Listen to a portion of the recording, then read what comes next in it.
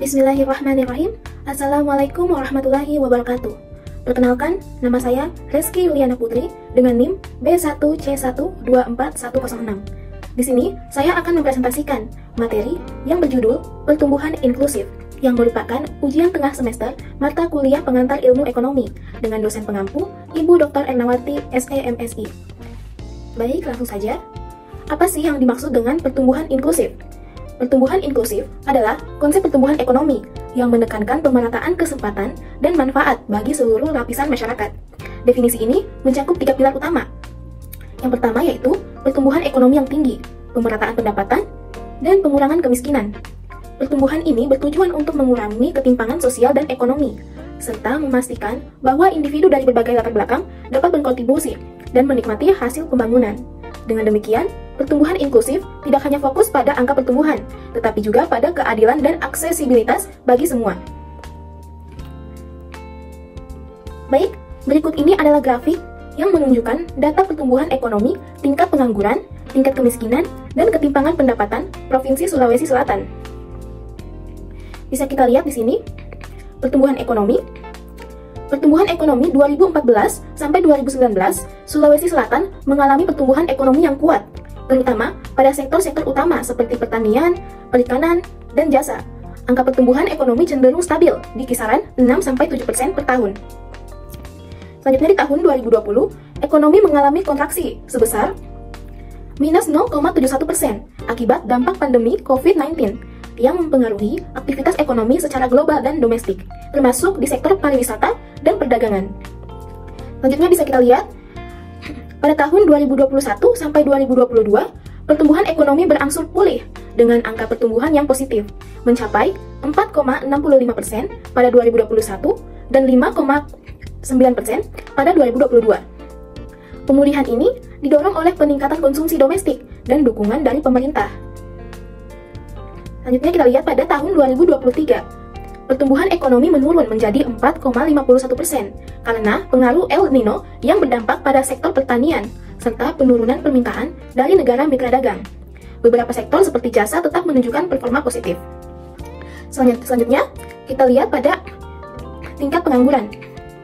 Penurunan dan peningkatan tingkat pengangguran di provinsi ini dipengaruhi oleh berbagai faktor, seperti pertumbuhan lapangan kerja di sektor-sektor tertentu, dampak pandemi COVID-19, dan kebijakan pemerintah terkait ketenaga kerjaan.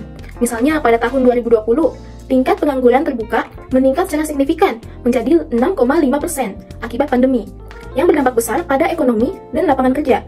Namun, pada tahun 2022 dan 2023, tingkat pengangguran menunjukkan penurunan dengan angka mencapai 4,33% pada Agustus 2023. Seiring pemulihan ekonomi dan penciptaan lapangan kerja baru. Selanjutnya kita lihat pada grafik tingkat kemiskinan. Pada 2014 hingga 2018, tingkat kemiskinan di Sulawesi Selatan menurun secara bertahap dari 10,5% menjadi 9,6%. Pada tahun 2020, terjadi sedikit peningkatan tingkat kemiskinan menjadi 8,72%, disebabkan oleh berbagai faktor, termasuk dampak ekonomi pandemi COVID-19. Pada tahun 2021 hingga 2023, tingkat kemiskinan cenderung stabil di sekitar 8,5% sampai 8,7% dengan sedikit kenaikan pada tahun 2022 dan 2023. Selanjutnya, kita lihat pada grafik ketimpangan pendapatan. Di sini. Oke, pada tahun 2014, ketimpangan pendapatan mencapai 0,40%. Ketimpangan pendapatan masih relatif tinggi dengan rasio Gini sekitar 0,4. Hal ini menunjukkan bahwa distribusi pendapatan masih belum merata, terutama di daerah perkotaan. Selanjutnya pada tahun 2015, dengan angka 0,39%. Rasio Gini sedikit menurun, mencerminkan adanya perbaikan kecil dalam distribusi pendapatan, meskipun ketimpangan masih berada pada kategori sedang. Selanjutnya pada tahun 2016, dengan angka 0,39%. Penurunan lanjutan terjadi di tahun ini yang menunjukkan usaha pemerintah daerah dalam mengurangi ketimpangan, meskipun perubahan ini masih kecil dan ketimpangan tetap di kategori sedang. Selanjutnya pada tahun 2017, Stabilitas rasio Gini menunjukkan bahwa upaya distribusi pendapatan mulai membuahkan hasil, namun belum cukup signifikan untuk membawa perubahan drastis dalam ketimpangan. Baik, selanjutnya 2018. Di sini, terjadi sedikit peningkatan rasio Gini, kemungkinan akibat ketimpangan yang kembali meningkat di daerah perkotaan. Faktor urbanisasi dan pertumbuhan ekonomi yang tidak merata bisa menjadi penyebabnya. Selanjutnya, di tahun 2019, penurunan kembali terjadi, menunjukkan usaha perbaikan distribusi ekonomi yang lebih baik. Di sini, meskipun ketimpangan masih berada pada tingkat yang perlu diperhatikan, namun sudah terjadi sedikit penurunan. Selanjutnya, pada tahun 2020, di tengah pandemi COVID-19, ketimpangan mengalami perbaikan kecil, kemungkinan besar karena adanya bantuan sosial pemerintah yang lebih intensif kepada kelompok berpenghasilan rendah yang membantu mengurangi ketimpangan. Selanjutnya, pada tahun 2021, di sini terjadi penurunan rasio Gini yang menunjukkan stabilitas dalam distribusi pendapatan yang terus membaik. Program pemulihan ekonomi pasca pandemi juga berkontribusi pada perbaikan ini. Selanjutnya, pada tahun 2022, rasio Gini mencapai titik terendah baru dengan peningkatan distribusi pendapatan yang signifikan, terutama di daerah pedesaan. Ini menunjukkan hasil yang baik dari program pemerataan pendapatan. Yang terakhir, tahun 2023, rasio Gini mengalami sedikit kenaikan kembali dibandingkan tahun sebelumnya. Namun, ketimpangan tetap pada kategori sedang. Ketimpangan ini mungkin disebabkan oleh pertumbuhan ekonomi yang lebih cepat di sektor tertentu yang tidak dinikmati secara merata oleh seluruh populasi. Berdasarkan data ini, dapat saya simpulkan bahwa pertumbuhan ekonomi di Sulawesi Selatan selama periode 2014 sampai 2023 belum sepenuhnya inklusif. Meskipun pertumbuhan ekonomi rata-rata tinggi sekitar 6-7% per tahun. Sebelum pandemi, terdapat beberapa indikasi bahwa manfaat dari pertumbuhan ini belum merata dan inklusivitasnya terbatas. Mengapa sih pertumbuhan ekonomi di Sulawesi Selatan ini belum bisa dikatakan sepenuhnya inklusif? Di sini ada beberapa alasan. Pertumbuhan ekonomi di Sulawesi Selatan belum bisa dikatakan inklusif sepenuhnya karena meskipun ada peningkatan angka PDRB yang cukup signifikan, manfaat dari pertumbuhan ini belum merata di seluruh lapisan masyarakat dan wilayah provinsi. Baik, di sini adalah alasan yang pertama, yaitu adanya ketimpangan pendapatan. Meskipun ada penurunan rasio Gini dari sekitar 0,4% pada 2014 menjadi 0,36% pada 2024, ketimpangan pendapatan tetap ada. Hal ini menunjukkan bahwa meskipun ekonomi tumbuh, kelompok masyarakat dengan pendapatan rendah, terutama yang tinggal di daerah pedesaan, belum mendapatkan manfaat yang sebanding dengan kelompok masyarakat perkotaan yang lebih maju. Ketimpangan ini dapat memperburuk jurang kesejahteraan antara daerah yang lebih maju dan daerah yang tertinggal. Yang kedua, yaitu kemiskinan yang masih tinggi.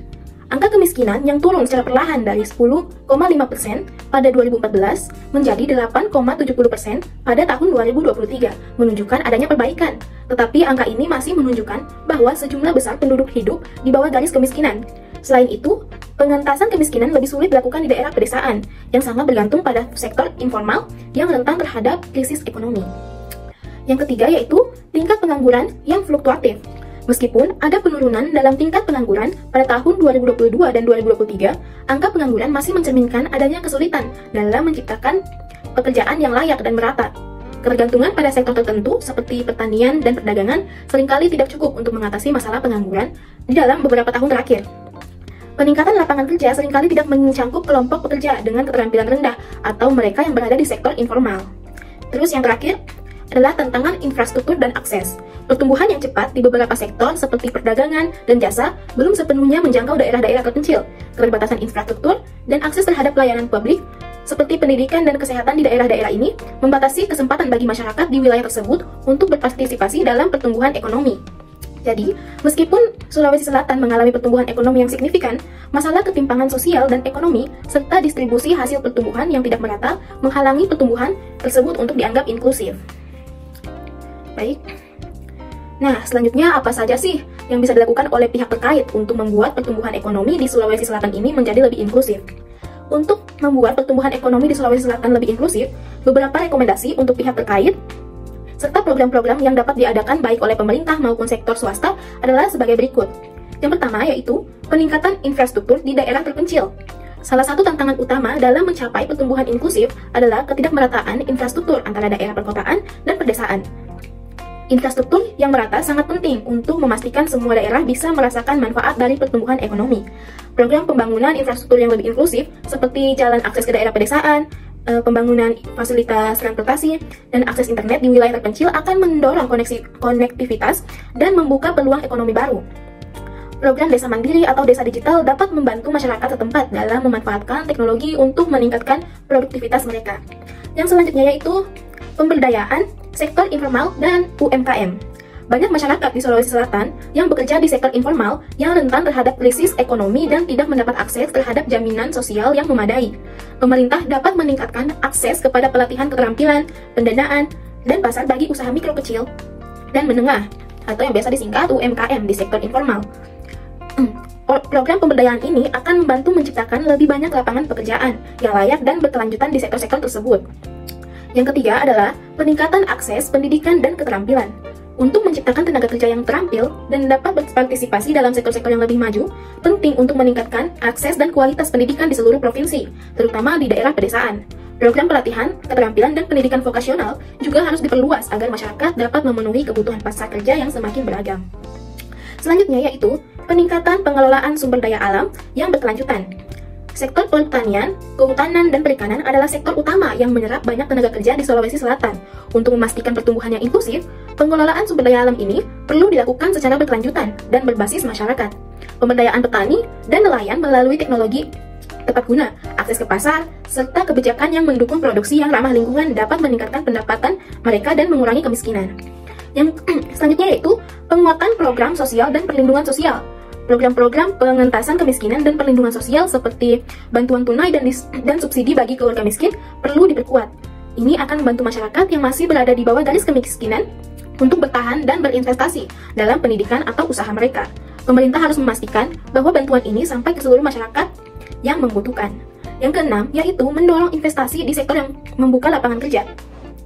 Untuk menciptakan lebih banyak pekerjaan yang layak, perlu ada kebijakan yang mendukung investasi di sektor-sektor yang memiliki potensi untuk menyerap tenaga kerja dalam jumlah besar, seperti industri manufaktur, pariwisata, dan energi terbarukan.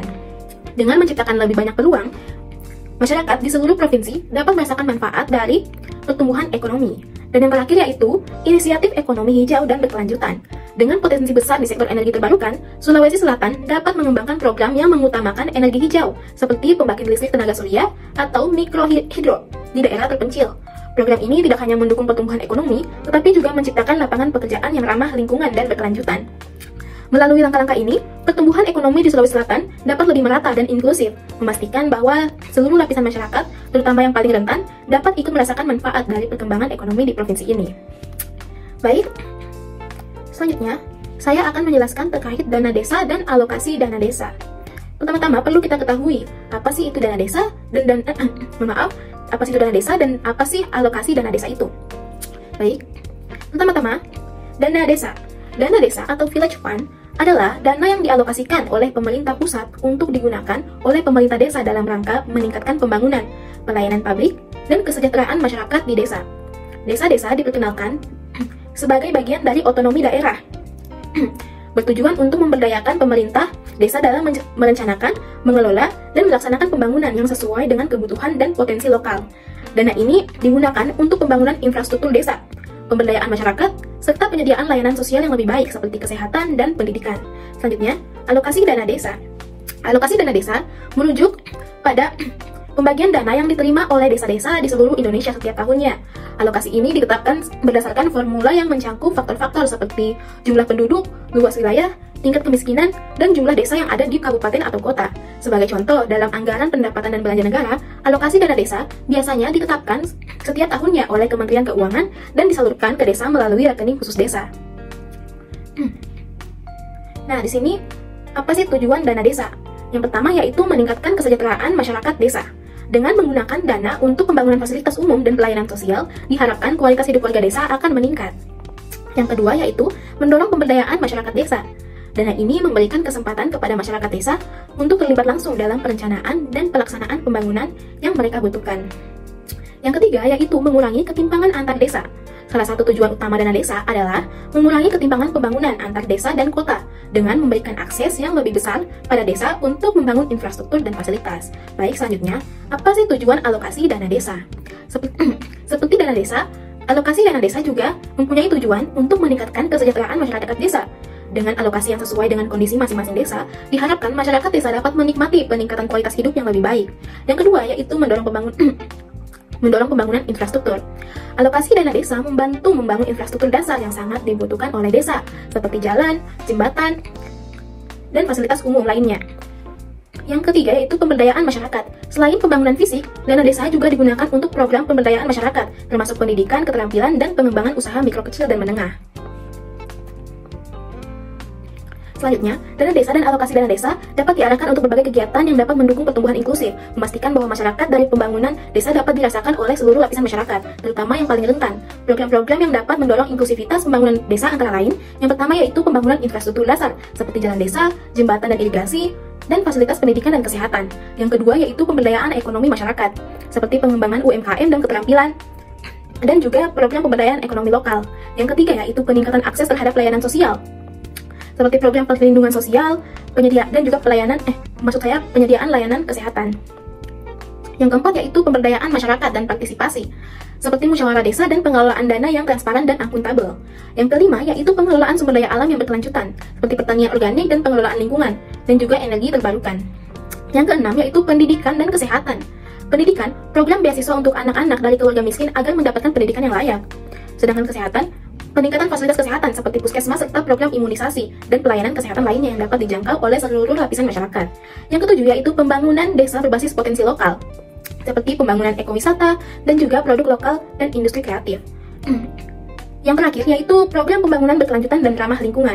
Dengan meningkatnya kesadaran akan pentingnya berkelanjutan, dana desa dapat digunakan untuk program-program yang tidak hanya mendorong pertumbuhan ekonomi, tapi juga melindungi lingkungan dan sumber daya alam untuk generasi mendatang.